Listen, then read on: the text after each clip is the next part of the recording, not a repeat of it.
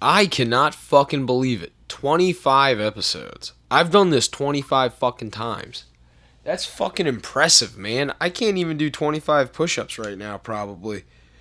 That'd be fucking like impressive doing 25 of any, like, I don't know. I'm beside myself. And also, like, big shout out to Jake. Jake gave me a nice like pat on the back about this too. He said he's been listening to these, so like I'm glad somebody's at least listening to them.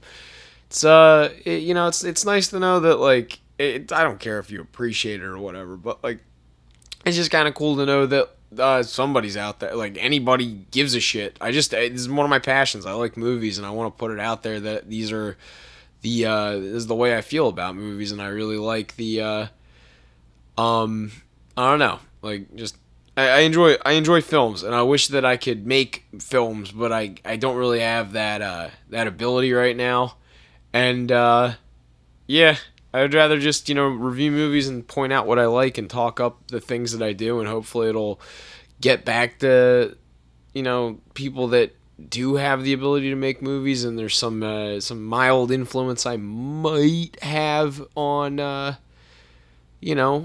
on what they do, just based on my criticisms. But I doubt it. I think in reality this is just me bitching and kind of getting away with being a cocksucker. But it is what it is. Anyway, what I want to say is I'm really just I'm having fun with this, and I hope that it translates.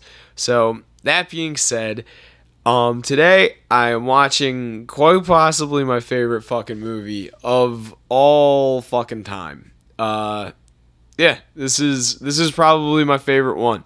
Um, it might not be what you think, as far as like why it would be my favorite movie, but it's got a little bit of everything. And what's fun is it just is like it's just one of those films where you get this nice atmosphere that's built where it's grounded in reality enough, but it's just strange enough where you have like fun with it, and it's really cool like that, and I really fucking like it. It's one of my favorite movies. I'm gonna quit gushing about it, and I'm gonna try and fucking dive right in. The film is Repo Man. It's by Alex Cox, and it was made in the 80s. I think 1986, 1985, somewhere around there. And yeah, it's a film about aliens, people that repossess cars, fucking, I guess like a fledgling relationship. The kind of like this was pointed out to me too, that it loosely is like kind of like Siddhartha. You're like the fucking like relinquishing everything to like. I've heard it contextualized that way before, and I never really thought about it that way. But I think that's reading into it a little bit too much. I don't really agree with a lot. Like I've read people trying to break down Alex Cox's films. And he's a hard dude to nail down. He did another film called Sid and Nancy, which is probably like a little bit more grounded of his work, and even that is kind of like hard to watch for one reason or another. Yeah, that it's a very hit or miss thing with him, and he does take like a lot of time to really make like he's like Carpenter in the sense that he's very calculated, and like very like Kubrick about like how calculated he is with what his films are conveying, and like what everything going on in the scene is supposed to like represent, and what it's expressing, and like how it's orchestrated, how the cameras kind of like moving there. Are you with the character? Are you a fly on the wall? Are you supposed to be in the middle of things? Like, and in this film, it's very low budget, but it translates that is exactly what he was going for. And it's not just like some hokey like student film, throw it at the wall and see what sticks. Even though for the most part, this film looks like one of those.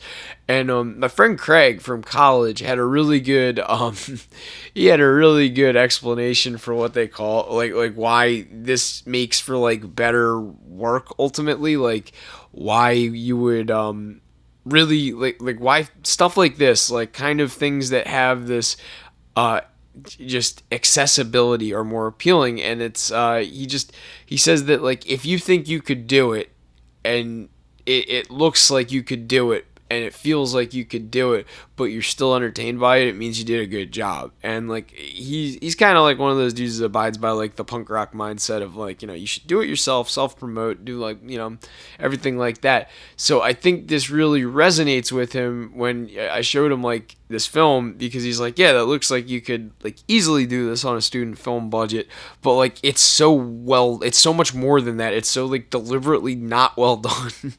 And like there's stuff in it that is just not well done, but like they're probably like, oh yeah, it doesn't take away from the bigger picture, so fuck it, leave it in. And I love that about it. There's parts of this movie that make me laugh really fucking hard, and I love showing it to people for the first time because they're just like, dude, what the fuck is wrong with you? Because there's, I don't know, just a certain charm you get when you have like people that look like they're having fun making a movie, and that's cool. That's a lot of fun to me, and you feel like you're brought along for the ride. There's two real overarching themes in this film. You could broaden it all the way down to like rivalry and mysticism, and I love the subversion of expectation you get from this film. And I'll fucking spoil it right now. I love that like the villains you think are there's like this like switch, and the dichotomy of it is fun, where it's like Otto's I guess Emilio Estevez's friends in the beginning, the people that he runs with, end up being his villain, and he ends up getting a shootout with him at the end.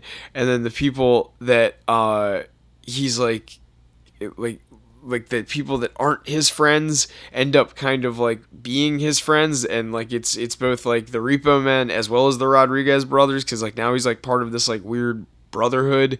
And it's I really dig that, because it's so, it comes off as so hokey, but it's like a really smart fucking thing, and it's about like growing and like kind of relinquishing shit so that you can get like, do you want to actually have higher higher understanding, or do you want to just kind of like go through the motions of shit? Do you want to be a part of these like weird clubs and circles that are like they're a thing, but is it what you want? And it's like such a fucking stark criticism about it, but it's like a fucking punk rock movie where there's like dudes with mohawks like talking about stealing sushi. Oh my god, it's so fucking good. I'm busting at the seams. I got a shit-eating grin on my face because this movie is like one of my favorites. I really do like everything about it. There's a great performance by Keith Morris and the Circle Jerks. And that's another fucking great part of it. I'm just gonna keep like all this podcast is gonna be is like I'm gonna spend the first 10 minutes fucking naming scenes I like, and then me on the last 20 minutes being like, that shit was great, fucking A, right? So yeah, that's what you're getting into with this 25th one. I'm also I think that because I've made it this far.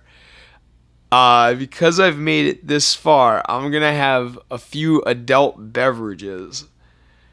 Cause I earned it. It was the 4th of July the other day, and I didn't drink. I got a bunch of fireworks that I didn't shoot off because I was having a bit of a panic attack. But yeah, I think I'm just gonna get hammered and watch Repo Man, and that's so. Oh my god, it's so fucking good. Yeah, There's things I'm gonna like look for and pay attention to, and I'm gonna like try and throw like everything at it. Might be even like a 40-minute podcast this time around, because I really do love this movie with a passion. So I'm gonna shut up. I'm gonna go a little early on the front end. I'm gonna give you guys nine and a half minutes. Yeah, fuck it. I can talk for another like 20 seconds. Yeah, we mentioned Alex Cox. Alex Cox kind of had his career fall off the table, but this was right in the wheelhouse of like when he was doing good shit. Sid and Nancy is another one of my favorite movies, but I like it for a different reason. I have a whole spiel on Boogie Nights that I'm gonna get into because I just found out it's on streams right now. And I'd like to bitch about Paul Thomas Anderson. But yeah, Sid and Nancy is everything Paul Thomas Anderson wishes he could make in a film, and I'll get into that in detail at a later date. But yeah, till then, let's just keep patting Alex Cox on the back for making what is quite possibly the most entertaining movie ever. So without further ado, today we are watching Repo Man. Yes. Fucking. I'm gonna give it a little bit of this. I'm gonna give it a little bit of this. A little bit of this for 25. QuARtErCenTeNiAL. I'm gonna give it a little of this for Repo Man. Or actually a lot of bit of it. Wait, a lot of bit of this for Repo Man. Yeah, a lot of it. Yeah, give it up. Give it up. Emilio Estevez, Harry Dean. Yeah. That movie fucking rules. It's so abundantly stupid that it is like you taking it at face value just for the like shock value of the first time you watch it and you're like that's where that goes is like oh my god, it's so fucking beautiful. I've never like I've showed this movie to maybe like a handful of people, one of which is Mark. I'm not gonna get hung up on Mark. My personal favorite person that was not expecting this movie is this kid Max that I lived with for a little while, and we were we watched a bunch of movies one day, and the last movie we watched, he's like, yeah, what do you want to watch? And I was like, I got this movie that I really like, you want to watch it? And he's like, dude, you went to film school, man, I trust you. And I'm like, all right. And I put on Repo Man, and he fell asleep 40 minutes in, and then said that he had some of the most terrifying dreams that he ever had before I woke him up. And like, I don't know if those were induced or in any way, shape, or form related to Repo Man, but I like to think they are. I don't fucking know. It made me fucking chuckle though. Like that's one. He's like the first person I've ever met that like could watch that movie and then be like, yeah, I just feel like clocking out. Like for me, the first time I watched this, I remember I was 18, and my uncle bought it for me because he told me that when he was in college, he and his buddies would watch this like every other weekend. And I was like, he gave me a couple of movies. He gave me Spinal Tap. He gave me The Toxic Avenger. Or no, he gave me Citizen Kane. I bought The Toxic Avenger, but he showed me that and Surf Nazis Must Die. He's really been quite influential on my on my film, like the digestion of like what's out there, because I probably would like more mainstream shit if it wasn't for my uncle showing me that like there's this cool off the beaten path stuff. Spinal Tap's a great example of it, but like, and Citizen Kane like is kind of fucking, who's actually seen that movie? If people like suck that movie's dick and they're not like, yo, people are just unsophisticated, they don't understand what it was like. No, that was a studio film that was like bigger than fucking cunt. What the fuck is that? Wrong button even. Bigger than cunt. Wow, that was fucking couth scraka. But no, that movie was huge when it came out. It was, I think, an RKO film, so it was like, yeah, it was one of the big ones, man. And it's a good movie, but it's not like, it doesn't really translate now. I just think it's interesting that it's like a film about the media. But I'm not here to talk about Citizen Kane. I'm not dwelling on Spinal Tap either, even though those are both fantastic fucking movies, and I'm going to talk about both of them down the road. Today we are talking about fucking Repo Man. So I'd like to start out with this. Like I brought up in the beginning, this accessibility thing. I like that there's this like kind of like the whole film is shot with this like vague, not vagrancy, but like kind of this like fringe element. That like the main character played by Emilio Estevez, his name's Otto. I'm just gonna call him that. And I think Guy is Harry Dean Stanton, and yeah, that's all we really need to talk about. I'll probably slip in between both of those at the same time anyway. But yeah, fucking the Otter character, it just has this like background of like LA punk, kind of like a gutter, like delinquent thing going on, even though you meet his parents at one point, and like he has friends, and he's got like, I guess the beginning kind of the call to action in this is like that his girlfriend cheats on him, so he's just like wandering around and then ends up meeting Harry Dean Stanton's character.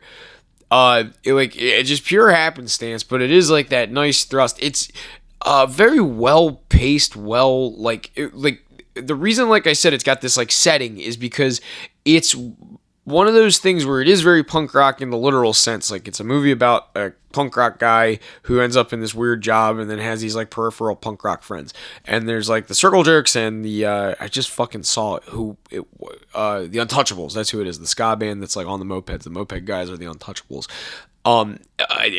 His friend Duke is some fucking singer guy. Anyway, punk rock is cool because it's very rudimentary and it's very aggressive, but a lot of the times punk has like not like a deeper meaning, but there's like a lot more to it. It's a little more complex than a lot of people like really give it credit for.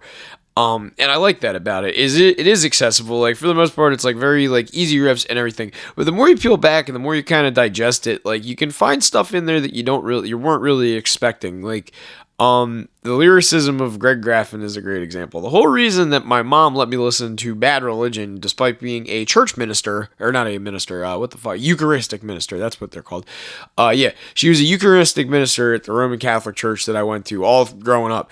And she was like probably the first person that would be like, nothing that's anti-dogmatic, nothing anti-religion, like, not a fucking chance. Tattoos were very heavily frowned upon. She let me listen to Bad Religion because the lyrics were really like it was just very well written lyrics, like using complex vocabulary and like a very interesting, way of formulating an idea. Like very heavy on allegory and religious metaphor and whatnot too. So she was like all about it and was like very interested in it and was like, I was able to access it through that. And then she was a big fan of Henry Rollins for whatever reason.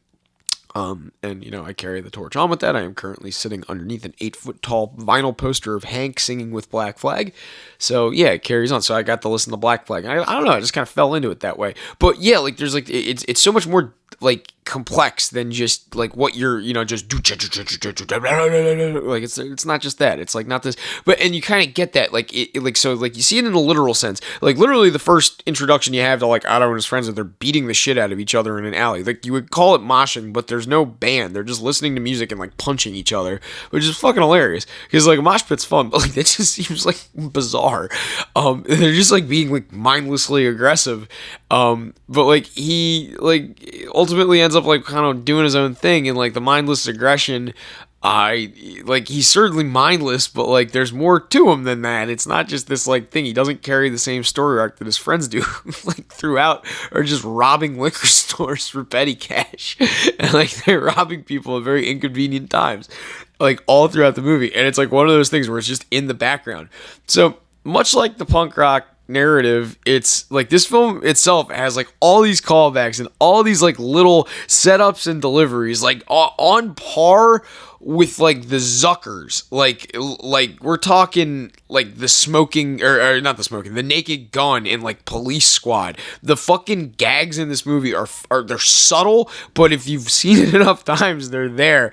And like there's so many times like somebody just crashes a car and they probably weren't supposed to, or like the fucking airbags going off. There's just these like fucking weather balloons that they open in the car. There's like, the plate of shrimp. That was something I noticed on this one too. Miller, the one character Miller, which I'm gonna spend like the last half of this probably discussing what I think about like how this movie has, like what it is. There's like so much going on, and I love this movie. I'm excited. I might go like 5 extra minutes too, just to be, just for posterity, because this is a 25th episode, 25 minutes. How about that? Yeah. So like yeah, I like that there's like. And I saw this on this one. Miller has this like monologue where he's talking about like how like cars make you dumb and UFOs are like stealing people from South America, and it's like you shouldn't buy into the madness, but like people need to recognize that like time machines and flying saucers are the same thing basically. That's kind of the gist of what it is. It's like a long drawn out thing, and it kind of like paints a picture for who his character is, because he is just this weird guy that I guess cleans the cars when they get repoed, but they don't really like, he's never really explained who he is. He's just Miller. He's just there. And ultimately I guess he ends up being like not an alien, but he's like the vessel that like I guess the religion / government is looking for, which is like another fucking there's so much poignancy in this movie, but it's so dumb and like on the nose that is brilliant. It's so good. So anyway, so Miller at one point during his little monologue thingy is talking about plates of shrimp, and I never realized it until this watch through, which is probably like the dozenth, if not like 50th. I've lost track at this fucking point because I love this movie so much. I throw it on every birthday, and then sometimes just when I'm bored, like it's one of my favorites. Yeah, like he mentions a plate of shrimp, and then when the Rodriguez brothers, the rival repo men, they pull the Malibu in front of the diner, so one of them can go on the phone, the other one goes inside the diner to get sodas. On the wall of the diner, there's a fucking sign that says "Plate o' Shrimp Special," which I've never noticed before, but it's like, god damn, like there's these little fucking Easter eggs that they get you every time. Like the fucking, I don't know why the Kevin character gets beat up, and like he's just getting beat up throughout the entire film, and I guess he's kind of like there's like this balance that I guess Otto has where he's got like all these like forces kind of tugging on him. Like he's got Bud or whatever his name is, Ace, fucking Harry Dean Stanton. He kind of is like the yin to the other repo men's yang. Whereas like Kevin's this like kind of like pussy that like is trying to be like structured and kind of motivates Otto to get a job, which is why he's like looking for it. And ultimately after like going home and seeing his parents after like a long discussion with Kevin, that's like the other like call to action that gets him into the like ultimately into like driving around with Bud. So there's like this balance, and then there's also like the chaos of like the other repo men, but also there's the balance of like the chaotic punks like his buddy Duke and the chick and Archie, who's probably my favorite character in any fucking thing ever. Archie rules. I don't give a shit. There's just a scene where he's just standing in a door frame while Otto's like walking around without pants on at Kevin's house party, and he just is standing there being weird. And it's my favorite fucking scene of him. He's like semi dumb, but like like the character, it doesn't need to be smart. And like it just needs to be like this kind of like he walks into the bar with a shotgun over his shoulder. God damn. Like I just love the character, and I love that it exists. Like there's all these characters that really kind of needlessly exist, but they make the film so perfect. Like there's a setup and payoff with Pletchner, who's like this lying son of a bitch cop that they like tolerate. He's like one of the dudes around the yard for whatever reason. Like much like Miller, he's not really explained. His character is just kind of there to beat things. And I guess his like catchphrase, or like, you know, they kind of imply that he says a lot, that he's on his coffee break. And then ultimately at the end of the movie, when Pletchner runs and puts the gun at Marlene, I think her name is Marlene, something like that. Otto throws coffee on him. He's like, "Hey, coffee break." Like, it's like, goddamn, it's silly, but it's like it's a setup and a payoff. So in the middle of this, I'd like to take a moment to appreciate like, I know I sound like a broken record and I fucking mention it every fucking episode, but screenwriting 101. Comedy comes in threes. If you show something in the beginning, it needs to pay off somewhere between the second and third act. I've heard so many people be like, "Oh, if you show a gun in the first act, it has to go off in the second." And then I have other people that are like, "If you show a gun in the first act, it has to be used in the third." But like, there's no real, like, some plays or like movies are like 6 acts long. I would argue that this is like 6 acts long just because there's like so much going on, and like it doesn't have like a chaotic way of being told. But I once heard this guy, speaking of punk rock movies, another good one is SLC Punk, but the guy, James Marandino, that made that film, was mentioning how when he cut the film together, that the movie kind of has these like tangents that are like thought bubbles, or like, you know, when you get like pop-ups on your computer, or you like open folders on your computer, it's like you click one thing and it leads to another thing, and then like within that one thing it leads to another thing, and then you X everything out, and then you're back at the home screen. Like, that's kind of how he edits, and like that's how he thinks creatively to like edit his stories together.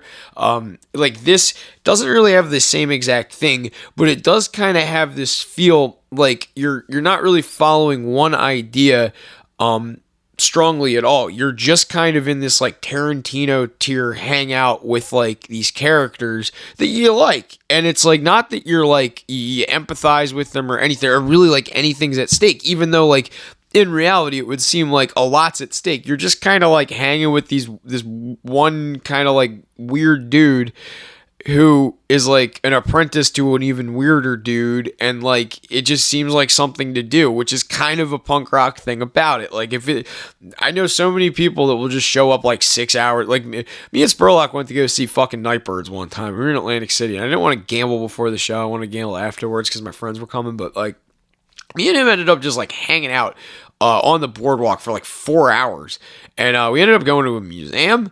We ended up like going to the historical society. Like we did a bunch of shit that day, but it was ultimately just like, hey, there's a show that's happening, and it's gonna happen on punk rock time. Show up whenever, and like we stayed within a 4 block radius of the goddamn venue. But like, yeah, we like you just kind of show up and like kind of take the day for what it is, and you just kind of move through. And like that's like I don't know, like after like kind of experiencing things like that, you do end up this movie kind of like feels more like really authentic, and it's like because of the writing. It's like it doesn't really need to have this like A plot, B plot, C plot, and they all need to like like they just kind of pop in when they pop in. The Rodriguez brothers are fucking awesome. They just kind of show up whenever it's inconvenient, and it's hilarious. And like the soundtrack just motivates the scenes. It's like you know, it's a little dated, I'll give it that. It's like not quite stock music, but it's like, you know, what they could probably afford. The score was done by Iggy Pop, which I'm sure cost a pretty penny, and there's like I think like 3 cuts of the score, or it like is like 2 with an interlude or some shit, but it's used like pretty like they use it without abusing it, and I love that about it. I love it. And I also like that the Circle Jerks play like an a cappella club version of their song. I'm assuming to get around like some kind of copyright thing, but like fucking hilarious, fucking awesome, and I loved it. I thought it was awesome. So yeah, I got about 10 minutes, a little less than that, I want to keep talking. So I want to talk about just why this movie functions so well, and why I have such an undying love for it. Like I could honestly start it right back up again and enjoy it just as much as I did right there, and probably find like 4 things I didn't notice the first time around. The themes that this movie tackles are so ridiculous that it comes off as cartoonish, but it's also so grounded in the reality of like this is some like urban sprawl where like these characters that are very like tangible and like realistic exist, and then these like fantastic elements just kind of happen to like diverge upon like their very grounded world. So it's like these 2 things simultaneously existing and like cohabitating like the same space, and I like that. I really enjoy that, because like really good films, you can have some ridiculous ass shit going on and like some ridiculously funny shit going on too, where like, but it doesn't have to take itself like so serious. But the fact it does take itself seriously is why it functions as both a comedy and like a really good narrative story. I love that about it. It's a fascinating film that ultimately like culminates in this very like weird, ambiguous 2001 A Space Odyssey like ending, where you're just kind of like, all right, that's where it ends, and you're completely satisfied with it. It makes no fucking sense. Like, I mean, if you really look at it on the paper, they give you these like breadcrumbs throughout, like that. I guess that Miller is ultimately going to know how to drive the UFO. If not, he's like outright an alien, because he doesn't really have anything going on. But I like too that you're at like they have a party at Miller's place, and it's just kind of this like fake like Hawaiian theme. Like I don't know if I've always wondered if like at the end of what was that fucking Jodie Foster movie with where she like her dad or whatever is like on the alien planet, but it's just like some familiar thing with the Caribbean. There's like a Caribbean theme to fucking Miller, and like I don't know why he's like, you know, fucking Acapulco shirt, and he's got like these fucking tiki lamp things going on, and they're drinking like, you know, like mahi, but fucking what the fuck am I? Mahi, Maui, like Maui beverages. I don't fucking know what I'm even trying to say here. Fuck, why can't I think of this fucking Jodie Foster film? Anyway, you'll know exactly what Signals, is that what it's called? Fucking, it's not Knowing, that's the Nick Cage one. It's not Signs, I just watched Signs. Fucking Jodie Foster, they build a fucking thing that communicates with aliens or whatever, and it blows up, and they got another one, like that one, fucking, whatever the fuck it is. That one. I'd like to think that somehow Repo Man had mild influence over a Jodie Foster film, but no, I highly doubt it. I just really like it. I like the ambiguity of it. I like that Miller just exists to like kind of make these like weird postulations that really just don't add anything to the story other than, oh yeah, he's a crazy guy, until he needs to be like a functional plot point, and then he fucking completely steals the show, and it's great. And like, I know like I'm gushing over this movie, and I'm sorry that it's like it really is just me appreciating it, but it's like I've been watching so much garbage lately, and there's been so much shit coming out that I need to express why this is one of those films where it's the reason I love cinema in general. It's why I love movies. I tried to work in this industry because of movies like Repo Man. I wanted to create the next Repo Man because it is one of those things that you could tell Alex Cox had such a passion for, like such a zest for what he was going for with this, that it just ultimately is one of the fucking best films. It's my favorite film. I love the fact that they take jabs at just about everybody. They take jabs at the suburbs. They take jabs at conformity. They take jabs at like religion, politics, and the government, which I can't express enough too, how the police are kind of their own thing, because there's, I guess, like there's the two cops, the one in the beginning that gets zapped, and then the other one that's following the I forget her name already, but it's a lady with the metal hand, and she's got these like blonde cronies, which the whole time you're kind of expecting to either be like FBI, CIA, Air Force, like some kind of like, you know, black hats. You're very much expecting them to be this like single like overarching entity that's just looking for this car for one reason or another. Like you kind of learn throughout the film that there's potentially aliens in the trunk, when in reality it could be like a neutron bomb after the doctor guy informs Emilio Estevez about it. I like that ambiguity too, because you never really do figure out what it is. Is it alien bodies? Is it a nuclear reactor? But like ultimately the car's a UFO, so fuck it. Like it really doesn't fucking matter what was in the trunk. You're probably like if you think about it literally, it's probably the exhaust pipe or whatever. And you hear about people that out in the wild encounter UFOs, and there's like this one Russian dude that got burnt by it, and like the jet, he said, like burned him in a very specific pattern that was irradiated and shit. I don't know, look into that shit. It's pretty interesting. But yeah, the fact that like some little tidbit like that, and the fucking main news source is the Weekly World News too. God damn it, this movie is perfect. This movie is so fucking great. I just like the other thing too. They're taking all these jabs at like I said, this overarching like it's just really like the authority of the film. It's the man. They're like a cult mixed with the government, mixed with like there's like a obviously like a religious aspect to it, but there's like something else where they're just like what you would imagine the Illuminati to kind of be, and I respect it. And then they have like these cronies working for them that are like these blonde-haired, very clean, like blonde, well-dressed dudes that are fucking hilarious. And one of them's Jimmy Buffett apparently. I forget which one, but I think he's the one that's like talking to the guy on the truck at the end. But like they have a book called Diuretics, which like the cult of Scientology, which is probably another reason why I'm not in the film industry. I call it a cult. But yeah, Scientology has this book called Dianetics. And I guess it was getting real popular back then. And they were poking fun of it by calling it diuretics, which diuretics make you pee. This movie is childish. It satiates my need to like giggle like a fucking moron. You just get high and watch it and take it in and appreciate it for what it is. And then in 6 months, you're going to completely forget about this movie and then be like, oh yeah, I forgot about this. Put it on again and then fucking giggle again and then find something new about it that you didn't notice. Fuck. I love the pick it up lady.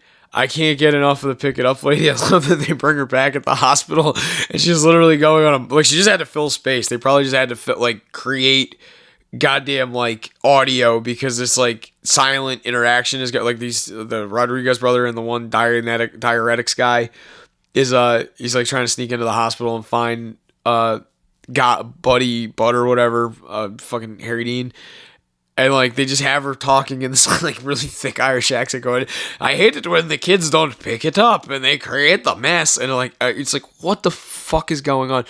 Please be quiet in the stairwell, and then they have a gunfight. Like, are you fucking kidding me? It's too much. I think that's enough sucking this movie's dick. Alex Cox really did it. I didn't realize when I received this movie as a gift how much of an influence it was going to have over my life. And I'd like to say thank you to my Uncle Johnny for giving this to me for my birthday a couple of years back. Well, more than a couple. I think it was over half my life, But it's because of this movie that I appreciate film. It's because of this movie I've been doing this podcast. And I want to keep it going. I'm going to probably watch some dog shit movies behind this, but I'm having fun with it, and I had a lot of fun with this movie. If you have any interest in watching something good that I like, or rather that I love, Repo Man, you can find it on DVD. I'm sure you can find it on Amazon Prime, wherever. Thank you for your time. For your time.